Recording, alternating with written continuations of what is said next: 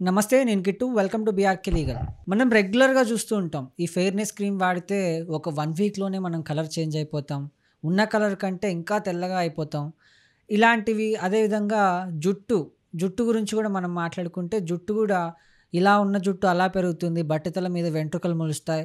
ఇలా చాలా యాడ్స్ మనం చూస్తూ ఉంటాం. అసలు ఈ యాడ్స్ ఎంతవరకు రియల్? ఎంతవరకు ఫేక్? ఒకవేళ ఇది ఫేక్ అయితే చట్టపరంగా మనం ఎలాంటి చర్యలు తీసుకోవచ్చు అనే అంశంపై మనతో మాట్లాడేందుకు అడ్వకేట్ మాలతి గారు ఉన్నారు. వారితో మాట్లాడదాం.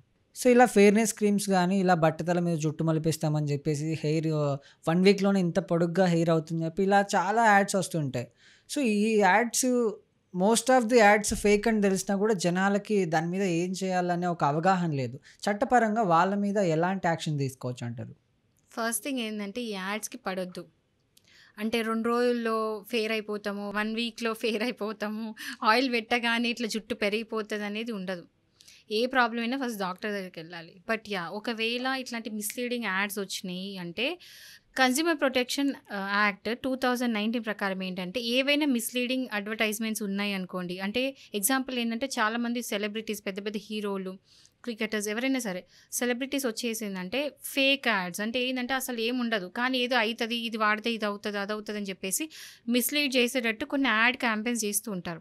అలా చేసే సెలబ్రిటీస్‌కి కంపల్సరీ శిక్ష అనేది పడాలి. ఎందుకంటే వాళ్ళు ప్రజలను మిస్‌లీడ్ చేస్తున్నారు. అంటే ఒరిజినల్‌గా ఉన్నది ఒరిజినల్‌గా కాకుండా వీళ్ళ బెనిఫిట్స్ కోసము వాళ్ళు ప్రజలని అంటే తప్పుదారిన పట్టిస్తున్నారు కాబట్టి వాళ్ళ మీద చెక్ అనేది పడాలని చెప్పేసి కొత్త ఈ కన్స్యూమర్ ప్రొటెక్షన్ యాక్ట్ ఏదైతే ఉందో అది అమెండ్ చేసిండ్రు ఎస్పెషల్ దీనికోసం. సో ఎవరైనా సెలబ్రిటీస్ కనుక అట్లాంటిది ఏమన్నా ప్రమోట్ చేస్తే వాళ్ళకి 1 crore ఫైన్ పడుతుంది. విత్ రిపీటెడ్గా ఒకవేళ ఇలాంటివి చేసుకుంటే పోతే వాళ్ళకి ఈవెన్ జైలు శిక్ష కూడా పడుతుంది. ఎవరు కూడా ఈ ఫాల్స్ యాడ్స్కి పడిపోయి ఒకవేళ నష్టం ఏమంటారు అది లాభం జరగని పర్లేదు. బట్ నష్టం జరిగితే మాత్రం సపోజ్ మీరు ఆయిల్ అన్నారు, ఫెయిర్‌నెస్ క్రీమ్ అన్నారు. దానివల్ల ఏదైనా డ్యామేజ్ అయింది అనుకోండి, వెళ్ళి కన్స్యూమర్ ఫోరంలో ఇమ్మీడియేట్‌గా కేస్ పెట్టొచ్చు. లేకపోతే కన్స్యూమర్ ప్రొటెక్షన్ వెబ్‌సైట్స్ ఉంటాయి. అక్కడికెళ్ళి కూడా కంప్లెయింట్ పెట్టొచ్చు. ఇది కాకుండా ఒకవేళ డ్యామేజ్ చాలా పెద్ద ఎత్తున అయితే ఈవెన్ పీఎస్‌కెళ్ళి కూడా కంప్లెయింట్ పెట్టొచ్చు. సో, మీకు వెబ్‌సైట్‌కెళ్ళి కంప్లెయింట్ గాని ఏదైనా సరే మీకు న్యాయం అనేది జరుగుతది. ఒకవేళ చాలా చిన్నది అంటే 5,000, 10,000 వాల్యూ వర్త్ ఉన్నది అనుకుంటే కూడా మీరు ఆన్‌లైన్ కంప్లెయింట్ అనేది పెట్టుకోవచ్చు. లేదు ఇన్ పర్సన్ అంటే ఒక అడ్వకేట్ హెల్ప్ కూడా లేకుండా ఇన్ పర్సన్ కూడా ఎళ్లి కన్స్యూమర్ ఫోరంలో మీరు కేస్ అనేది పెట్టొచ్చు. సో, రీసెంట్‌గా మనం చూసాం బట్టతల మీద ఇలా జుట్టు మలిపిస్తామని చెప్పేసి దాదాపు 70 మందికి పైగా వెళ్లి వాళ్ళ జుట్టును కరెక్ట్. కోల్పోయామని చెప్పేసి.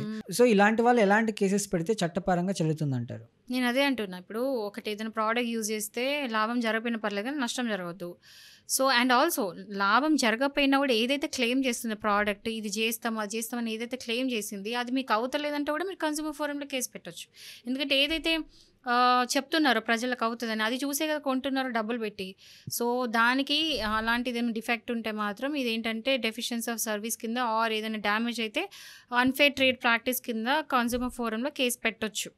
ఏ విధంగా అయినా సరే మీకు డ్యామేజ్ అయిందంటే మాత్రం కేస్ ఇప్పుడు చాలామంది అనుకుంటారు కేస్ పెట్టాలంటే మళ్ళీ వర్త్ ఈ బాక్స్ ఇప్పుడు వాళ్ళు కొన్న ప్రోడక్ట్‌ది ఇంతే కాస్ట్ రూ. 100, 200 అంతే. నేను కేస్ ఏస్తే మాత్రం వేలలో అవుతది. నాకెందుకు అన్నట్టు వదిలేస్తారు. అట్లా కాకుండా ఫ్రీగా కేస్ పెట్టొచ్చు. మీకు రూపాయి పడదు. అందులో వెళ్లి మీరు ఇన్ పర్సన్ అంటే ఎవరైతే ఉన్నారో వాళ్ళే కంప్లెయినెంట్ లాగా మారి వాళ్ళు రిటర్న్ కంప్లెయింట్ ఒక ఫార్మాట్ ఉంటుంది. ఆ ఫార్మాట్ ప్రకారం ఆ ఫార్మాట్‌లో రాసి కంప్లెయింట్ అనేది ఇయ్యొచ్చు కన్స్యూమర్ ఫోరంలో. మీరెళ్లి డైరెక్ట్ రిప్రజెంట్ చేసి మీరు మీ కేస్ మీరు చేసుకోవచ్చు. బట్ ఏందంటే ఇక్కడ మెయిన్ ఉండాల్సింది ఏందంటే కొన్నప్పుడు దాని బిల్లు. ఒకవేళ కొన్న దాని బాక్స్ అవన్నీ ఉంటే అవన్నీ కూడా పెట్టుకొని దానికి తగ్గట్టు ప్రూఫ్స్ అన్నీ పెట్టుకొని ఆ ఎవిడెన్స్ పట్టుకొని వెళ్ళి కన్స్యూమర్ ఫోరంలో కేసు వేయాలి. మీరు మాట్లాడేది ఏందంటే ఇప్పుడు రీసెంట్‌గా ఒక ఇన్సిడెంట్ అయింది. అక్కడ 60 మంది దాకా అందరికి ఒకేసారి బట్టతలైపోయింది అదేదో ప్రొడక్ట్స్ యూజ్ చేసుకుంటే. వాళ్ళందరూ కూడా పిటిషనర్స్ లాగా మారి ఒక సింగిల్ కేస్ అనేది వేసుకోవచ్చు వెళ్లి కన్స్యూమర్ ఫోరంలో. సో, రీసెంట్‌గా మనం చూసుకుంటే 'ఆదివాసి హెయిర్ ఆయిల్' అనేది చాలా సెన్సేషన్ అయింది. ఎందుకంటే ప్రతి ఒక్క ప్రమోటర్ ఎళ్లి అక్కడికెళ్లి ఇలా చేస్తారు, అలా చేస్తారు, ఈ ప్రొడక్ట్స్ యూజ్ చేస్తారు, ప్యూర్ న్యాచురల్ అని చెప్పేసి దాన్ని ప్రమోట్ చేస్తున్నారు. బట్ ఎలాంటి రిజల్ట్స్ లేదనుకోండి. ఇప్పుడు వాడిన వాళ్ళలో రిజల్ట్స్ లేదు. అంటే జుట్టు పెరగాలనుకోని ఆ ప్రొడక్ట్ తీసుకొని వాడిన వాళ్ళలో జుట్టు పెరగట్లేదు. సో, ఇలాంటప్పుడు మనం ఎలాంటి చర్యలు తీసుకోవచ్చు? ఇప్పుడు ఆదివాసి ఆయిల్ ఫస్ట్ థింగ్ నాకు డౌట్ ఏందంటే నిజంగా వాళ్ళు క్లెయిమ్ చేసిందంటూ ఆ ఆయిల్ పని చేస్తదా లేదా మీకు తెలుసా? మీరెవరైనా ఎక్స్‌పీరియన్స్ అయ్యారా? మీరెవరితోని మాట్లాడారా? అంటే నిజంగా పని చేస్తదా లేదా? నిజంగా ఆ ఆయిల్ పెట్టుకుంటే పెరుగుతదా లేదా? తెలీదు. తెలీదు మీకు. సో, ఎవరైతే ఈ ఆయిల్ యూజ్ చేస్తారో వాళ్ళ దగ్గరికెళ్ళి అడిగితే వాళ్ళు కరెక్ట్‌గా చెప్తారు. బట్ ఏంటంటే వాళ్ళు క్లెయిమ్ చేసినట్టయితే నాకు తెలిసైతే ఏమి జరగదు. ఎందుకంటే వాళ్ళు ఏమంటారు ఇంత ఇంత పెద్ద జుట్లేసుకొని యాడ్ చేస్తూ ఉంటారు. ఈ ఆయిల్ పెట్టగానే నెలల్లో జుట్టు అంత పెరిగిపోతదని చెప్పేసి అంటారు. రియల్‌గా అంత జరగదు. ఎందుకంటే ఒక మనిషికి ఎంత లెంగ్త్‌లో జుట్టు పెరగాలనేది డీఎన్ఏ కోడ్ చేస్తది. అది ఏదో ఆయిల్ పెట్టగానే అది ఫుల్లీ ఇట్లా దాన్ని యాక్సిలరేట్ చేసేసి హెయిర్ గ్రోత్ అనేది పెరగదు. ఇది డాక్టర్స్ చెప్పే విషయం. నేను చెప్పేది కాదు. ఒక ప్రొఫెషనల్ డాక్టర్స్ చెప్పే విషయం. సో, దాన్ని అది మిస్‌లీడ్ చేసి ప్రజలను తప్పుదారి పట్టించేసి పెద్ద పెద్ద సెలబ్రిటీస్ అట్లా యాడ్ క్యాంపెయిన్ చేయడం అయితే తప్పు. బట్ ఏంటంటే ఎవరైతే నష్టం జరిగిందో, ఎవరైతే డ్యామేజ్ అయిందో వాళ్ళెళ్ళి మాత్రం కన్స్యూమర్ ఫోరంలో కేస్ పెట్టొచ్చు. ఎక్కడైనా సరే ఏ యూట్యూబ్ ఛానల్ అయినా ఏదైనా లైవ్ పెట్టగానే ఈ జ్యోతిష్యాలయం సంప్రదించండి ఇలా మెసేజ్ పెడుతూ ఉంటారు. హ్మ్. ఈ జ్యోతిష్యాలయం ఆల్రెడీ ఫేక్ అని తెలిసినా కూడా వాళ్ళు మెసేజ్ పెడుతూ ఉంటారు. కొంతమంది మోసపోతుంటారు కూడా. సో, హ్మ్. వీళ్ళ మీద ఎలాంటి చర్యలు తీసుకోవచ్చు అంటారు నమ్మకం చట్టపరంగా? ఉన్నంత వరకు మోసాలు జరుగుతాయి. నమ్మితే మోసం జరుగుతది. సింపుల్‌గా చెప్పాలి అంటే. ఎవరికైతే నమ్మకం ఉందో దాని మీద వాళ్ళందరూ ఎళ్లి డబ్బులు కట్టడం 1 అవర్‌కి 250 కట్టండి. 2 అవర్స్‌కి 500 కట్టండి అని చెప్పేసి మనీ తీసుకుంటూ ఉంటారు. వాళ్ళు ఇప్పుడు ఎట్లయితే ఒక జ్యోతిష్యుని దగ్గరికి అంటే ఫిజికల్లీ ఎళ్లి ఒక జ్యోతిష్యుని కలిసి ఎలా అయితే తీసుకుంటున్నారో సర్వీస్ ఇదేంటంటే ఆన్‌లైన్‌లో తీసుకుంటున్నారు ఫోన్స్‌లలో. ఇక్కడ తీసుకున్న వాళ్ళకి వాళ్ళకి ప్రాబ్లమ్ లేనంత వరకు there is no case. So, ఇక్కడ ఎవరైతే జ్యోతిష్యుడు ఉన్నాడో ఆ జ్యోతిష్యుని దగ్గరికెళ్ళి పర్సన్ ఎళ్లి చెప్పించుకుంటే దానివల్ల అతనికి ఏదైనా డ్యామేజ్ అయింది. ఏదో ఒక రూపంలో డ్యామేజ్ అయింది. మనీనా, ఫేమా ఏదో ఒక విధంగా డ్యామేజ్ అయితే అప్పుడెళ్ళి ఆ పర్సన్ ఎళ్లి కేస్ పెట్టొచ్చు. డ్యామేజ్ జరిగినంత మటుకు ఏ కేసు ఉండదు. ఎందుకంటే ఏదైతే చెప్పినో అది జరగలేదు కాబట్టి దానివల్ల ఇది నష్టమైంది. నేను ఇంత లాస్ అయ్యా. మెంటల్లీ లాస్ అయినా నేను దీనివల్ల మెంటల్ అగెనిక్ అయిపోయినా ఆర్ నాకు ఇంత లాస్ అయింది మనీ రూపంలో. ఇట్లాంటి ఏదైనా లాస్ గనుక డ్యామేజెస్ ఉంటే కంపెన్సేషన్ కోసము కేస్ అనేది వేయొచ్చు. అండ్ కొంతమంది జ్యోతిష్యులు ఏం చేస్తూ ఉంటారంటే సెలబ్రిటీస్ కానీ లేకపోతే కొంతమంది ప్రముఖులు కానీ అండ్ రాజకీయ నాయకులు కానీ పబ్లిక్గా వాళ్ళ లైఫ్లో ఏం జరుగుతుంది, వాళ్ళ ఫ్యూచర్ వాళ్ళు ఎలా ఉంటుందని చెప్పేసి పబ్లిక్గా ఒక వీడియోలు చేసి పెడుతుంటారు.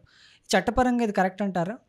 ఇప్పుడు అంటిల్ అన్లెస్ ఏ పర్సన్ గురించి అయితే మాట్లాడుతున్నారో ఆ పర్సన్ పర్మిషన్ ఇచ్చేంత వరకు చట్టరీత్యా నేరం అది. ఎందుకంటే ఇతనికి ఏ హక్కు లేదు ఆ పర్సన్ గురించి అతని పర్సనల్ డీటెయిల్స్ అంటే అతని జాతకం తీసుకొని దాన్ని బట్టి ఒక చెప్పడము. అంటే ఏంటంటే ఇక్కడ ఏ పర్సన్ గురించి చెప్తున్నా ఆ పర్సన్ ఈ చెప్పిన అతని మీద ఫైల్ చేయాలి కేస్. అప్పుడే కేస్ అవుతుంది. ఇప్పుడు మీరో నేనో వేయడానికి ఉండదు. ఎవరికైతే పర్సన్ గురించి తను మాట్లాడండో ఆ పర్సన్ ఒక ఇనిషియేటివ్ తీసుకొని వీళ్ళకి అగెన్స్ట్గా కేసు వేయాలి.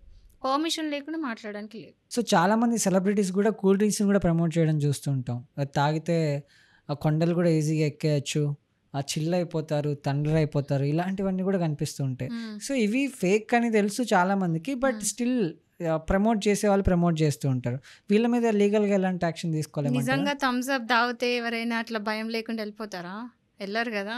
ఇవన్నీ ఏంటంటే జనాలను అట్రాక్ట్ చేసేది. ఇది నిజంగా కూడా మిస్లీడింగ్ యాడ్. అండ్ ఒక అంటే సెలబ్రిటీ పేరు ఎందుకు కానీ ఒక సెలబ్రిటీ ఈ యాడ్ చేసిన తర్వాత వచ్చి సారీ చెప్పిండు. ఏమనంటే ఇది నిజంగా ఈ తాగితే మాత్రం ఇలాంటిది ఏం జరగదు, నేను మిమ్మల్ని మిస్లీడ్ చేసిన అని చెప్పేసి సెలబ్రిటీ హీరో ఒప్పుకున్న ఇన్సిడెంట్ ఉంది. వీళ్ళు సోషల్లీ రెస్పాన్సిబుల్ ఉండాలి ఈ సెలబ్రిటీస్ ఇచ్చేటప్పుడు. ఎందుకంటే ఎగ్జాంపుల్ ఏంటంటే ఒకసారి శక్తిమాన్ ఒక ప్రోగ్రామ్ ఉంటుండే. అది చూసి చాలా మంది పిల్లలు శక్తిమాన్ అయిపోతున్నాను బిల్డింగ్కి దూకిన వాళ్ళు ఉన్నారు. అప్పుడు కేసెస్ అయినాయి. సోషల్లీ రెస్పాన్సిబుల్ ఉండాలి. వాళ్ళు చెప్పేది ప్రజలు వింటారు, నమ్మి చేస్తారని చెప్పేసి. వీళ్ళు సోషల్లీ రెస్పాన్సిబుల్ లేనప్పుడు అప్పుడు కన్స్యూమర్ ప్రొటెక్షన్ యాక్ట్ అనేది సీన్లోకి వస్తుంది. వీళ్ళ మీద చెక్ పెట్టి వాళ్ళ మీద ఫైన్ కూడా వేస్తుంది. But someone has to go and complaint. Okay, thank you ma'am. So, ఇలాంటి యాడ్స్ చూసి ఎవరు ప్రలోభాలకు పోకండి అండ్ అది నిజమని నమ్మకండి. దయచేసి దాని వెనకాల ఎంత వాస్తవం ఉందని గ్రహించి తర్వాతనే మీరు దాన్ని వాడితే బాగుంటుందని నా అభిప్రాయం.